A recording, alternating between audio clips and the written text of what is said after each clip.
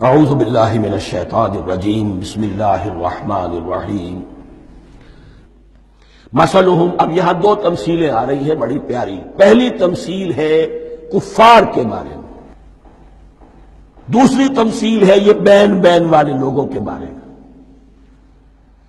پہلوں کے لیے کیا تمثیل ہے؟ مثلہم کمثل الذی استوقد نارا، ان کی مثال اس شخص کی سی ہے جس نے آگ روشن کی۔ ایک نقشہ کھینچا جا رہا ہے، اندھیری شب ہے جدا اپنے قافلے سے ہے تو، تیرے لیے ہے میرا شعلہ نوا قندیل۔ اندھیری شب ہے، قافلہ بھٹک رہا ہے، کچھ لوگ بڑی ہمت کرتے ہیں، اندھیرے میں بھی ادھر ادھر سے لکڑیاں جمع کرتے ہیں اور آگ روشن کر دیتے ہیں۔ لیکن عین اس وقت جب آگ روشن ہوتی ہے کچھ لوگوں کی بینائی سلب ہو جاتی ہے۔ پہلے وہ اندھیرے میں اس لیے تھے کہ روشنی نہیں تھی، اب وہ اندھیرے کے اندھیرے میں رہ گئے کہ روشنی تو خارج میں آ گئی، اپنی اندر کی روشنی گل ہو گئی، بصارت سلب ہو گئی۔ یہ مثال ہے ان کفار کی کہ حضور کی آمد سے پہلے سب بھٹک رہے تھے، کوئی حقیقت واضح نہیں تھی، قافلہ انسانیت بھٹک رہا تھا اندھیری شب میں۔ محمد رسول اللہ آئے، انہوں نے آگ روشن کر دی، اب راستہ کھل گیا، ہدایت واضح ہو گئی۔ لیکن کچھ ضد یا تعصب یا تکبر یا حسد کی بنیاد پر کچھ لوگوں کی اندر کی بینائی زائل ہو گئی، تو وہ تو ویسے کے ویسے بھٹک رہے ہیں جیسے پہلے اندھیرے میں تھے، ویسے ہی اب اندھیرے میں ہیں۔ روشنی میں آنے والے تو وہ ہیں، دیکھ لو جن کا ذکر سب سے پہلے ہوا ہے۔ مثلہم کمثل الذی استوقد نارا، اس شخص کی سی ہے کہ جس نے آگ روشن کی۔ فلما اضاءت ما حولہ، جب اس آگ نے اپنے ماحول کو، گردا گرد کو روشن کر دیا، ذہب اللہ بنورہم، اللہ ان کی نور بصارت کو لے گیا، سلب کر لیا اللہ نے۔ وترکہم فی ظلمات لا یبصرون، اور چھوڑ دیا انہیں ان اندھیروں کے اندر کہ وہ کچھ نہیں دیکھتے۔ صم بکم عمی فہم لا یرجعون، اسم کہتے ہیں بہرے کو، سم جمع ہے اس کی، سمن۔ اب کمو کہتے ہیں گونگے کو، بکمن اس کی جمع ہے۔ آما کہتے ہیں اندھے کو، عمیٌ اس کی جمع ہے۔ یہ بہرے ہیں، گونگے ہیں، اندھے ہیں، فہم لا یرجعون، اب یہ لوٹنے والے نہیں۔ یہ کون ہے؟ ابو جہل ہے، ابو لہب ہے، ولید بن مغیرہ ہے، عقبہ ابن ابی معیط ہے۔ یہ سب کے سب ابھی زندہ ہے جب یہ آیات نازل ہو رہی ہیں۔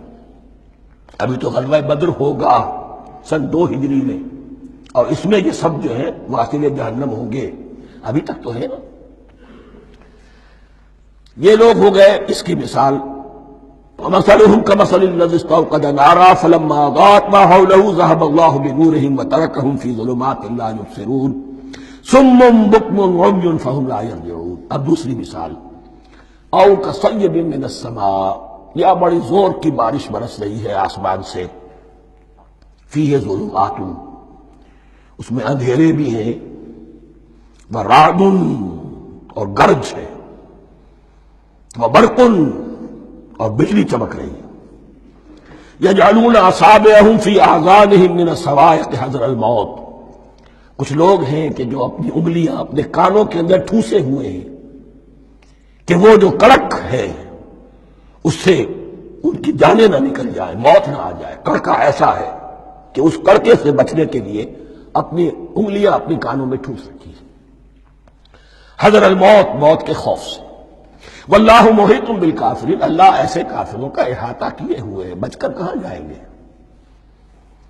یکاد البرق یخطف ابصارہم، قریب ہے کہ بجلی ان کی نگاہوں کو لے جائے، ان کی بینائی کو سلب کر لے۔ کلما اضاء لہم، لیکن ہوتا کیا ہے، جب ذرا روشنی ہوئی تو چل لیے، مشوا فیہ، بجلی چمکی، کچھ نظر آ گیا دائیں بائیں تو کچھ تھوڑا سا چل لیے۔ وَإِذَا أَظْلَمَ عَلَيْهِمْ، اور جب تاریکی ان پر طاری ہو گئی، قاموا، کھڑے کے کھڑے رہ گئے۔ یہ نقشہ ہے ان کا کہ ایک طرف بارش ہو رہی ہے، قرآن مجید ہے، آسمان سے نازل ہو رہا ہے، یہ ماہ مبارکہ ہے، یہ کتاب مبارک ہے، لیکن یہ کہ اس کے ساتھ کڑکے ہیں، گرج ہے، کفر سے مقابلہ ہے، کفر کی طرف سے دھمکیاں ہیں، اندیشے ہیں، خطرات ہیں، امتحانات ہیں، آزمائشیں ہیں۔ ذرا کہیں حالات کچھ بہتر ہوئے، کچھ جسے بریدنگ سپیس کہتے ہیں ملی، تو تھوڑا سا چل لیے، ہم بھی مسلمان ہیں، کوئی خاص موقع نہیں ہے، کسی جنگ کے لیے بلایا نہیں جا رہا ہے، تو بڑھ چڑھ کے باتیں کر رہے ہیں، اپنے ایمان کا اظہار بھی کر رہے ہیں۔ جیسے ہی کوئی آزمائش آئی چھٹک کر کھڑے کے کھڑے رہ گئے۔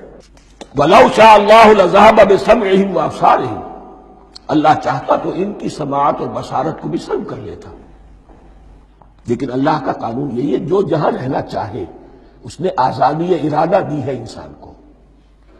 تم اگر مومن صادق بن کر رہنا چاہتے ہو، اس کو آسان کر دے گا تمہارے لیے۔ تم نے اپنے تعصب کی وجہ سے، اپنے تکبر کی وجہ سے کفر کا راستہ اختیار کیا، اللہ اسی کو کھول دے گا۔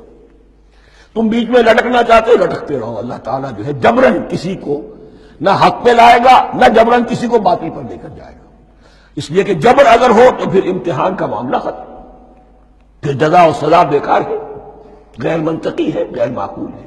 ان اللہ علی کل شیء قدیر، یقیناً اللہ تعالیٰ ہر چیز پر قادر ہے۔ یہ دو رکوع اس اعتبار سے کہ انسانی شخصیتوں کا سمجھنا، اور جیسا کہ میں نے عرض کیا، تعویل عام ذہن میں رکھیے، جب بھی کبھی کوئی دعوت حق اٹھے گی، اگر وہ واقعتاً کل کے کل حق کی دعوت ہے اور اس میں انقلابی رنگ ہے کہ باطل سے پنجہ آزمائی کرنی ہے، باطل کو نیچا دکھانا ہے، حق کا غلبہ کرنا ہے، تو یہ تین قسم کے افراد لازماً ہمیشہ وجود میں آ جائیں۔ ان کو پہچاننا، ان کے کردار کی جو اصل جو اس کے پیچھے پس منظر ہے، اس کو جاننا بہت ضروری ہے۔ صدق اللہ العظیم۔